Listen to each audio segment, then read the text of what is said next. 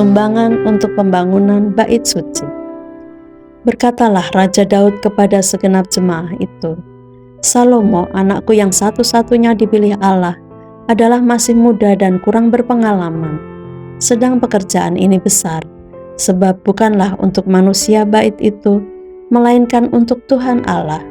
Dengan segenap kemampuan, aku telah mengadakan persediaan untuk rumah Allahku, yakni emas untuk barang-barang emas, perak untuk barang-barang perak, tembaga untuk barang-barang tembaga, besi untuk barang-barang besi, dan kayu untuk barang-barang kayu, batu permata syoham dan permata tatahan, batu hitam dan batu permata yang berwarna-warna, dan segala macam batu mahal-mahal dan sangat banyak walam.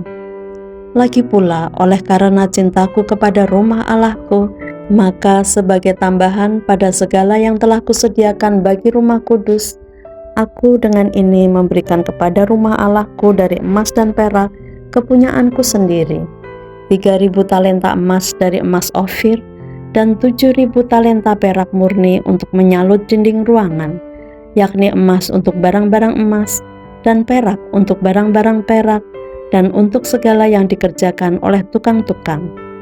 Maka siapakah pada hari ini yang rela memberikan persembahan kepada Tuhan? Lalu para kepala puak dan para kepala suku Israel, dan para kepala pasukan 1.000 dan pasukan 100, dan para pemimpin pekerjaan untuk raja menyatakan kerelaannya. Mereka menyerahkan untuk ibadah di rumah Allah 5.000 talenta emas dan 10.000 dirham, 10.000 talenta perak, dan 18.000 talenta tembaga, serta 100.000 talenta besi. Siapa yang mempunyai batu permata menyerahkannya kepada Yehiel orang Gerson itu untuk perbendaharaan rumah Tuhan. Bangsa itu bersukacita karena kerelaan mereka masing-masing, sebab dengan tulus hati mereka memberikan persembahan sukarela kepada Tuhan. Juga Raja Daud sangat bersukacita. Nyanyian pujian Daud. Lalu Daud memuji Tuhan di depan mata segenap jemaah itu. Berkatalah Daud, terpujilah Engkau ya Tuhan, Allahnya Bapa kami Israel, dari selama-lamanya sampai selama-lamanya. Ya Tuhan, punyamulah kebesaran dan kejayaan, kehormatan, kemasyuran, dan keagungan. Ya, segala-galanya yang ada di langit dan di bumi. Ya Tuhan, punyamulah kerajaan, dan Engkau yang tertinggi itu melebihi segala-galanya sebagai kepala. Sebab kekayaan dan kemuliaan berasal daripadamu, dan Engkaulah yang berkuasa atas segala-galanya.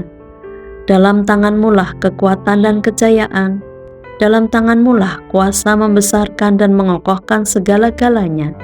Sekarang ya Allah kami bersyukur kepadamu dan memuji nama-Mu yang agung itu. Sebab siapakah aku ini dan siapakah bangsaku, sehingga kami mampu memberikan persembahan sukarela seperti ini? Sebab daripadamu-lah segala-galanya, dan dari tangan-Mu sendirilah persembahan yang kami berikan kepadamu. Sebab kami adalah orang asing di hadapan-Mu, dan orang pendatang sama seperti semua nenek moyang kami, sebagai bayang-bayang hari-hari kami di atas bumi, dan tidak ada harapan. Ya Tuhan Allah kami, segala kelimpahan bahan-bahan yang kami sediakan ini untuk mendirikan bagi-Mu rumah bagi nama-Mu yang kudus adalah dari tangan-Mu sendiri, dan punyamulah segala-galanya. Aku tahu ya Allahku, bahwa Engkau adalah penguji hati dan berkenan kepada keikhlasan. Maka aku pun mempersembahkan semuanya itu dengan sukarela dan tulus ikhlas. Dan sekarang, umat-Mu yang hadir di sini telah kulihat memberikan persembahan sukarela kepadamu dengan sukacita. Ya Tuhan Allah Abraham, Ishak dan Israel, Bapa-Bapa kami, peliharalah untuk selama-lamanya kecenderungan hati umat-Mu yang demikian ini, dan tetaplah tujukan hati mereka kepadamu. Dan kepada Salomo anakku, berikanlah hati yang tulus, sehingga ia berpegang pada segala perintah-Mu dan peringatan-Mu dan ketetapan-Mu, melakukan segala-galanya dan mendirikan bait yang persiapannya telah kulakukan. Salomo menjadi raja, Daud meninggal. Kemudian berkatalah Daud kepada segenap jemaah itu, "Pujilah kiranya Tuhan Allahmu." Maka segenap jemaah itu memuji Tuhan, Allah nenek moyang mereka. Kemudian mereka berlutut dan sujud kepada Tuhan dan kepada raja. Keesokan harinya, mereka mempersembahkan korban sembelihan dan korban bakaran kepada Tuhan, yakni 1.000 ekor lembu, 1.000 ekor domba jantan, dan 1.000 ekor domba muda, dengan korban-korban curahannya, dan sangat banyak korban sembelihan demi seluruh Israel. Lalu mereka makan dan minum pada hari itu di hadapan Tuhan dengan sukacita yang besar. Kemudian menyatakan untuk kedua kalinya Salomo anak Daud sebagai raja dan mengurapi dia bagi Tuhan sebagai raja dan Sadok sebagai imam. Kemudian duduklah Salomo sebagai raja menggantikan Daud ayahnya di atas tahta yang ditetapkan Tuhan. Ia mendapat kemujuran sehingga setiap orang Israel mendengarkan perkataannya. Lalu semua pemimpin dan pahlawan, juga semua anak Raja Daud mengakui kekuasaan Raja Salomo. Tuhan membuat Salomo luar biasa besar di mata seluruh orang Israel dan mengaruniakan kepadanya keagungan kerajaan seperti tidak pernah ada pada semua raja sebelum dia yang memerintah atas Israel. Demikianlah Daud bin Isai telah memerintah atas seluruh Israel.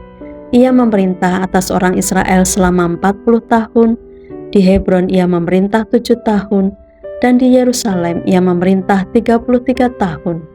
Kemudian matilah ia pada waktu telah putih rambutnya, lanjut umurnya, penuh kekayaan dan kemuliaan. Kemudian naik rajalah Salomo anaknya menggantikan dia.